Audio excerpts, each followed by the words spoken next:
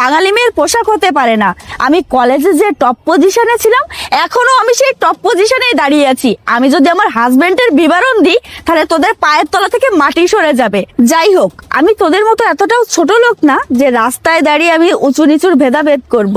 তোদের যদি কথাবার্তা শেষ হয়ে থাকে, তাহলে এখান থেকে যেতে পারিস। আমার হাজবেন্ড এক্ষুনি আসবে। আমরা যাবো কি যাবো না সেটা কি তোকে বলতে হবে না? তোর ভালো না লাগলে তো এখান থেকে চলে যা। সরি, আসতে একটু লেট হয়ে গেল। স্যার আসসালামু আলাইকুম, আপনি এখানে?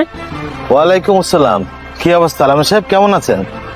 এই, তুমি কেন তাকে স্যার বলে ডাকছো? সে কে? আরে সে আমার স্যার, সে একজন শিল্পপতি, কোটিপতি। তাকে এই শহরের সবাই এক নামেই চেনে। তার নাম কামরুজ্জামান। ও আচ্ছা, কিন্তু শ্রুতির সাথে তার কি সম্পর্ক? শ্রুতি আমার ওয়াইফ।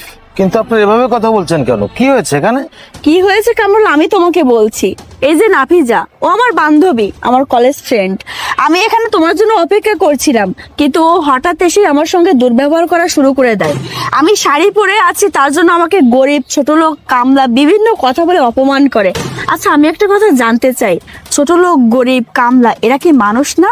ওরা আমাকে এটাও বলেছে আমার যার সঙ্গে বিয়ে হয়েছে সে গরিব, ছোট লোক, কোনো অফিসের দারোয়ান। আচ্ছা, আমি বিষয়টা বুঝতে পেরেছি।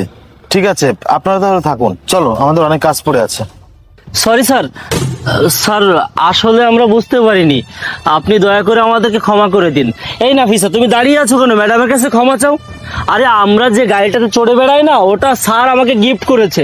আর তুমি যে আইফোনটা ব্যবহার করে, এটা আমি স্যারের প্রতিষ্ঠানে চাকরি করে উপার্জন করে টাকা ইনকাম করে তোমাকে কিনে দিয়েছি।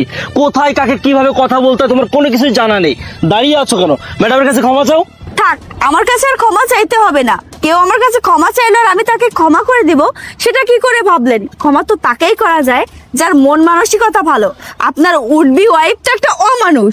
ও আজ আপনার টাকা পয়সা আছে, গাড়ি বাড়ি আছে, তার জন্য আপনার পিছু পিছু ঘুরছে। এমনও তো হতে পারে কাল যখন আপনার টাকা পয়সা, গাড়ি বাড়ি থাকবে না, তখন ও আপনাকে ছেড়ে যেতে পারে।